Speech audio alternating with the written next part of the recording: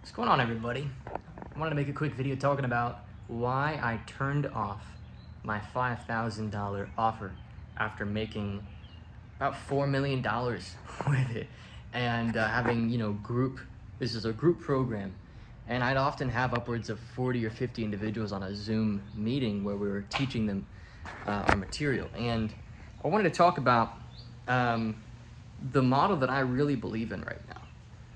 And it's essentially just high impact one-on-one and then doing free for everybody else. Okay, so for those of you who have followed me for a long time, I used to have an offer, and I might turn it back on at some point, but it was called the Consulting Blueprint. And it was like my main thing. It just popped off in a way that no other offer had ever popped off for me. It kind of just came together and it just kind of happened. Like, there's no better way to put it.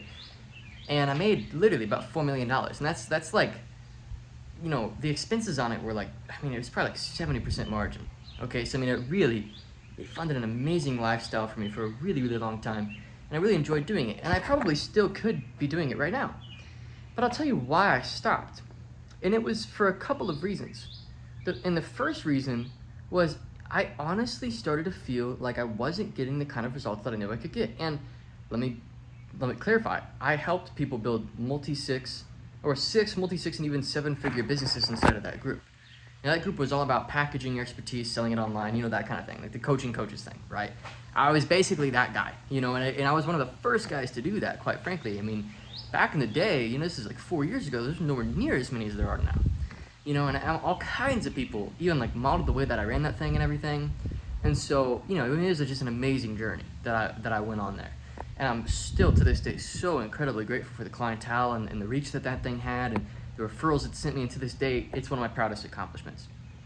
But earlier this year, I decided to officially stop selling. And I'll tell you why, in full honesty. The first reason is group setting programs. On some level, you're just not able to have the conversations that you need to be able to have in order to really impact somebody, okay? There's just no way around that. There's just genuinely no way around that, okay? I did my absolute best to contextualize the material, but often it felt like when I had like 50 people on a call, it would kind of create this dynamic where certain people just feel like they couldn't get what they were there for, no matter how hard I tried. And so I tried to create one-on-one support to buffer that issue. But the problem with the one-on-one support is, and they were great people, they were great guys, but it was just so hard to create a cohesive system where everybody got the consistent same result. And because it was a group program, it was messy.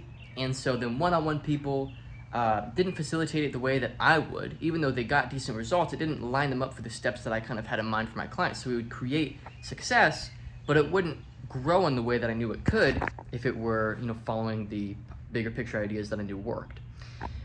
And so I decided to turn off because honestly, I just didn't have as much impact as I wanted to have. And so now, I only have I have this one-on-one offer. It's pretty much the only thing that I sell, and it's a high ticket offer. It's 25 grand. And I work right with somebody to help them build a multiple seven-figure coaching business. And I've got probably 20 clients in that now since I started really focusing on that.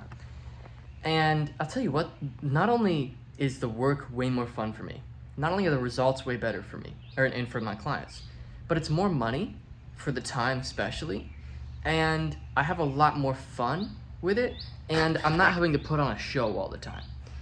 And what people don't seem to understand is that there is always an element of playing a character. Like, no matter how hard you try to avoid it, there's always some element of like, I'm trying to play a character and I'm trying to like not say things that would like damage like the frame that I've built in my content and stuff.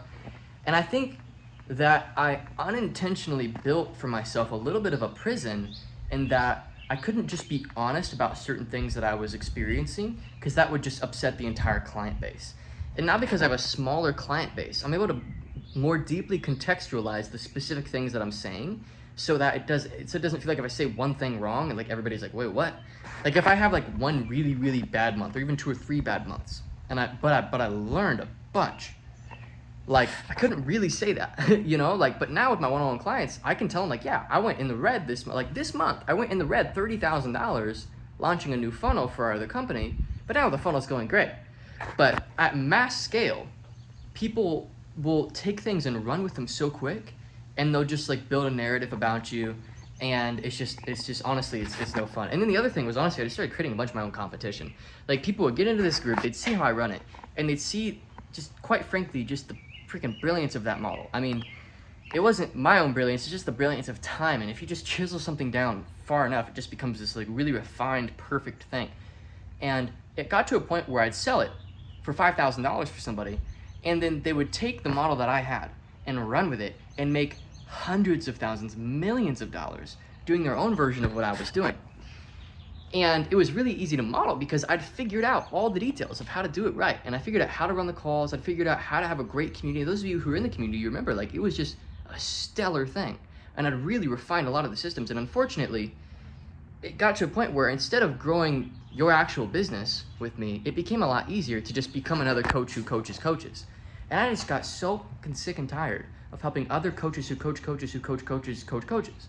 And I just was like, this is stupid. This is dumb. Like, this isn't what I set out to do. Like, my whole mission since the beginning of getting into this in the first place was to help real experts, people who can really help people, succeed. Like, I've always wanted to do that because I'm a big believer in non-traditional education, because it's how I was raised and it's what I got the most out of growing up, and it's how I've come into the wealth that I've created. Is I've always had my own education. I've always paid for my own stuff. I've spent like $300,000 on coaches and stuff like that. And so I just got sick of seeing that. I was like, this is ridiculous. Like, people were so money hungry that instead of actually innovating their own niche, their own offer, their own problems and stuff, they would just like see like, ooh, Trey's making a lot of money. I'm just gonna do what Trey's doing. And then my client community became a place that they could go to sell their own clients. And I just was like, this is stupid. And so I just was like, this is ridiculous. And I don't really know how to course correct this, because quite frankly, it's really hard to de-incentivize humans from doing what is really beneficial for them in the short term. And it's like really hard to say no to like $100,000 to $300,000 check. Like, literally, there was a point in the Consulting Blueprint program where if you just paid $5,000 and then got in there and then you posted a win about your coaching business, you'd have people reaching out to you, ready to pay you $5,000, $10,000, $20,000 to show them how you're doing that. And so how do you say no to that? You know what I mean? And you'd have like 10 of those people.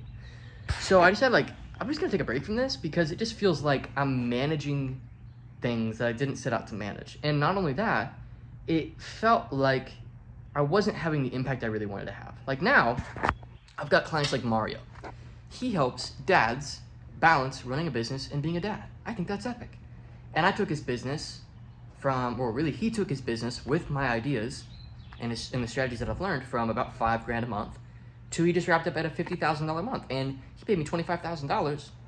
And we've had a handful of really amazing calls. We've developed a phenomenal friendship and relationship. And I'd consider him a friend at this point. Not only would I consider him a client, I'd really consider him a friend. And I've even run some stuff by him because I struggle sometimes with having a business and I'm a dad. And so, to me, that's way cooler. And that's way more exciting. So, that's why I turned it off. And sometimes, there's a book called Necessary Endings. And it talks about how to turn the page even when it's uncomfortable. Like, I could have stuck to that. I could have kept making a lot of money with that. But I, at some point, just had to take a jump and say, I'm not ready to keep clinging to the old thing. I just, in my gut, there's no better way to put it than I just knew that it was time to move on. I mean, it just was. I'd been doing it for 4 years. Every Friday, I'd have a group call. Every Friday, for 4 years. I mean, I was a consistent motherfucker, dude. I mean, I was on that thing for 4 years. And I over-delivered in value. And I'd like to think that I'd handled my clients really well. Was there some upset clients? Sure. Everybody has upset clients. Everybody has drama queens, okay? But a vast majority of my clients were very, very happy with their purchase and their investment.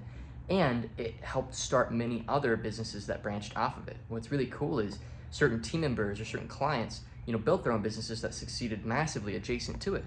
As I just started to step down. As I started to step down, there became this void and other people filled it. And I'm fine with them filling it because I stepped down, and I didn't really decide, I didn't want to do that anymore.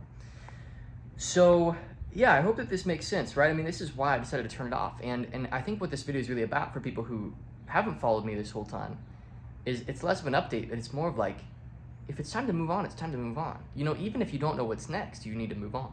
Because until you fully close that chapter, the next chapter can't begin to be written. And if you refuse to end a chapter and you're just running it and running it and running it and running it, you become like, how like certain TV shows and cartoons are just like, bro, just stop making episodes. This is trash now. It can become that, like Like, I grew up watching SpongeBob, and now SpongeBob episodes are just weird and trashy and stupid. Like, the humor's off. It's like gross out humor. It's not funny. It's the same deal.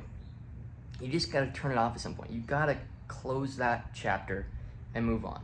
And some things just have their time, and it's okay to move on. Like, even if you don't know what you're gonna do for a minute. Like, I honestly didn't even know what I was gonna do. I was just like, I don't know the specifics, but I know that I'm done with this.